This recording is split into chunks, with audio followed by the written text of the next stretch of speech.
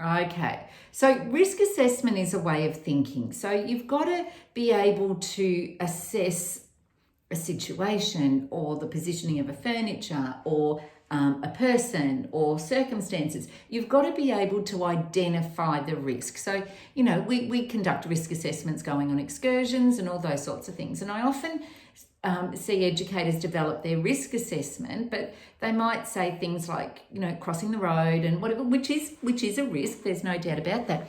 But think about what are those other risks that you're not identifying. So if you're going to a park, let's say, yes, the risk is getting to the park and crossing the road or getting in and out of cars. So you've got to identify those risks and how you're going to manage those. The other thing that you've got to think about is in the park, it's likely that you'll come across a stray dog. It really is. Or it's likely that you'll come across a person that may not have the best intentions. It's likely that the children that you're with may be, depending on how the playground is allocated, it's likely that you may not be able to supervise a child if one goes to the toilet and one or two don't. So do you take them all? Do you know what I say? How are you going to risk assess? With parks and external things like that, you've got to really go first, or at least Google Maps it and try and figure out what all that means to you before you go, so that you can put plans in place and you can prepare children. Now listen, children, we're going to this park today, or we're going to the zoo today, or whatever. So when Jodie says we all need to have a bathroom stop, we're all going to try and have a bathroom stop there, because I can't take everybody individually and keep you all safe. Do you know what I mean? So that sort of stuff. But also think about the risk of, you've got a family and they're now behind in their fees. If they should leave, the chances of getting that money back can be pretty slim. So what are the risk management or the risk contingencies that you have, or the risk minimization? What do you have in place so that doesn't happen to you?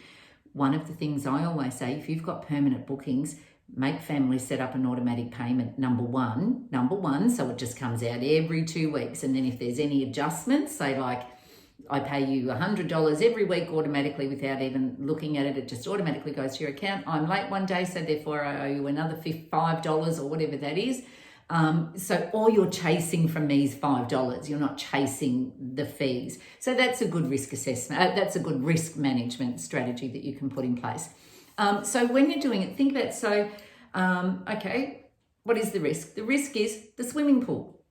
What's the likelihood of something going wrong with the thing? Well, it's got secured fences and it's got whatever. So the likelihood is low. But what will happen if something does happen, if a child should get into the pool? Well, that's extreme. So therefore, even though the likelihood is low, it's an extreme risk with the pool. So how are you going to manage the pool?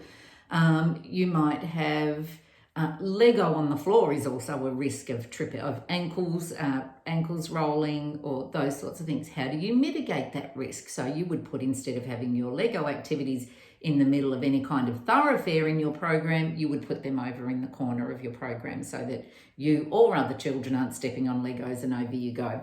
So it's about identifying the risk, and then what is the likelihood of that, and then what is the potential outcome of any of those risks. So it's just a way of thinking. So as you walk around your world, no matter where you are, you can be in a shop, you can be in your own home, you can go and visit. It's a good way of thinking just to sort of practice. So if you walk in the shop and think to yourself, okay, well, I've got 3 children here with me now, what are the risks? The risks are that I could lose one in aisle 2. The risks are that somebody's got to go to the toilet really quickly and I've got to, get them all out of here. The risks are people approaching us.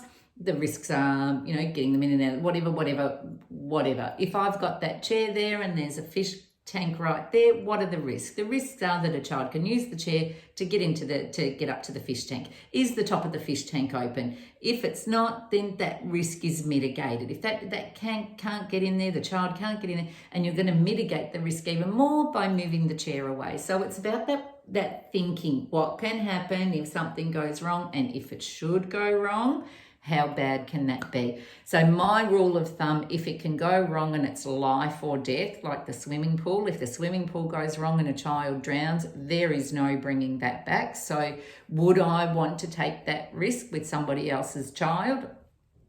No, I wouldn't want to, but then you might be really comfortable with your risk management processes and all those sorts of things. So again, it does come down to the individual as long as you've thought it through and managed those risks. So I hope that helps. We'll talk soon. See ya.